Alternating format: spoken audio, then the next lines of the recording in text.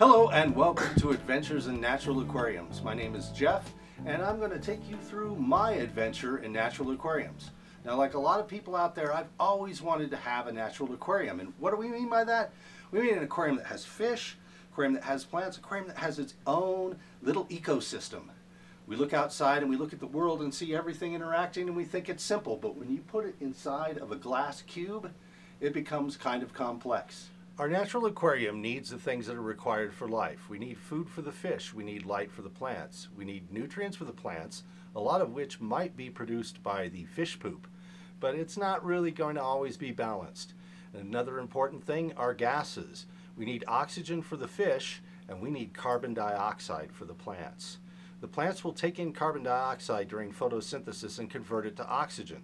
So you would think that there would be a balance going there. The fish would breathe out the carbon dioxide and the plants would breathe it in and then breathe out oxygen. But it doesn't balance out that way in a closed environment. So we have to supplement. We can supplement with pressurized carbon dioxide.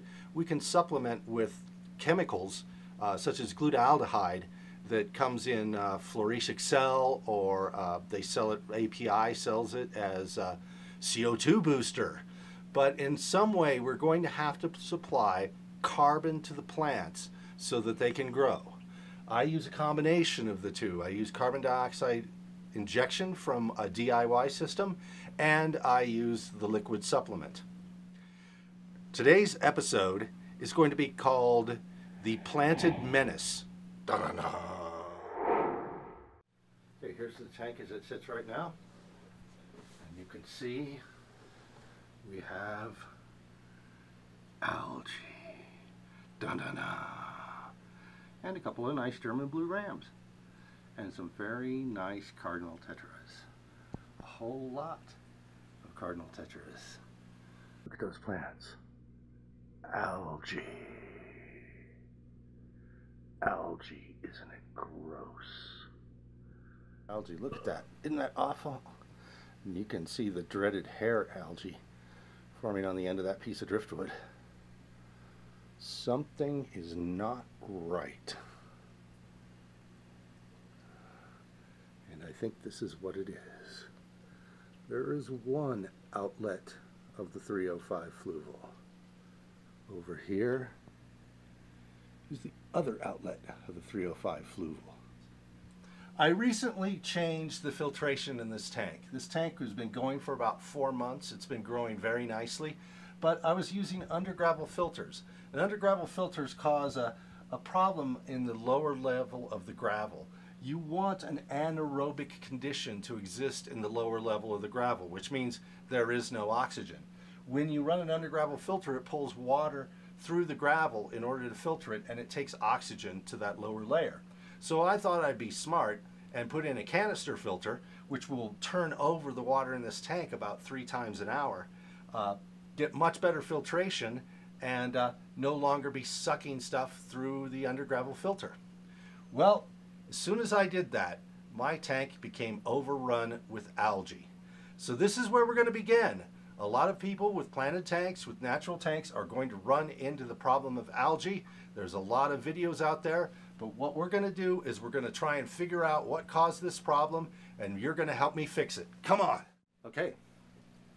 So my theory of why I have algae in my tank has to do directly with my creating a dual exhaust manifold for my Fluval 305. What I've done is I've eliminated the current that was running through from the power heads. Aquamaniac did a video on the importance of current inside of planted tanks, and I think that he was right.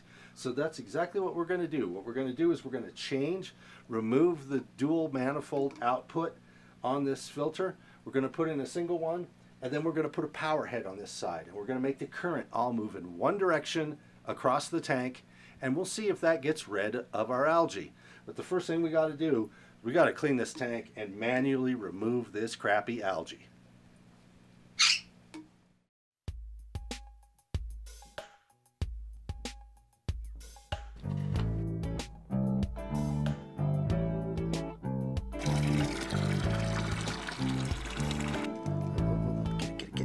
Die, die, die. Ooh, death to algae.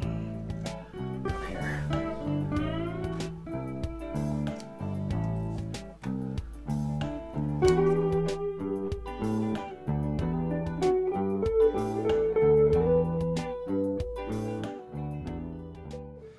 so now we have a 50% water change. Is the tank half empty or half full? Find out in my new series, Stupid Philosophical Questions That Seem Deep at 1 a.m. What we're going to do also is, as well as remove the manifold for the filter, we are going to replace these lights with high intensity T5 fluorescent tubes. This is my homemade hood, but it opens up like this, makes it really easy for us to modify it, and I designed it like this so you can get in this tank.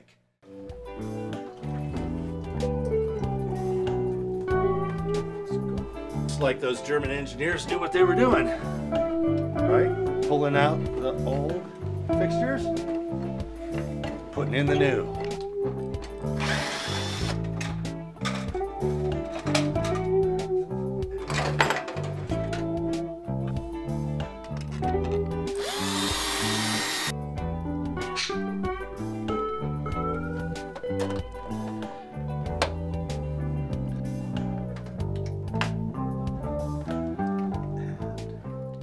Here's the new light, and now we're going to bring on the fluval.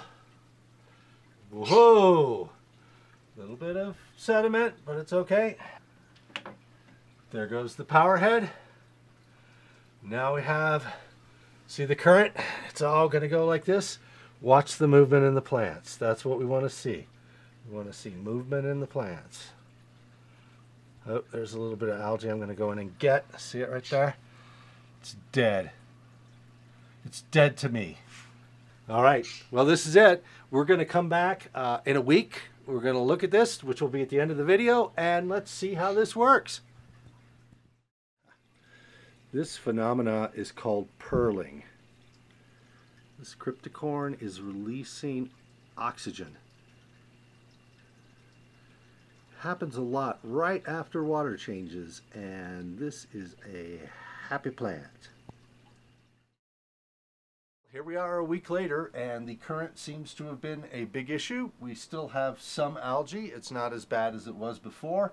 I also discovered when I overdosed with Excel to try and whack on here that I don't think I was getting enough carbon dioxide in this tank. I don't have a drop checker, so I'm always kind of conservative about how much carbon dioxide and how much of the liquid that I put in. I don't want to overdose the tank. But I feel a little better about that after having overdosed it. So Glenn Hawkins from Guppy Guy Productions has a great video on algae. You'll find that in my description. And we are going to just go ahead and clean this tank, give it a couple of days of darkness to finally kill this algae, and I think we're going to have it balanced out. You'll see it next time. Okay, well, that pretty much wraps up this first episode with the algae infestation, the upgrade of the light, and the new current introduction. So stay tuned for next week when we're going to cover, or at least begin covering, the 3 cycles that you have to pay attention to in a planted tank. So until next time, leave your comments below. Look for all the links to the people that I mentioned in my description. Thanks for watching. Coming soon, here are the blue angelfish that will be living in the big planted tank.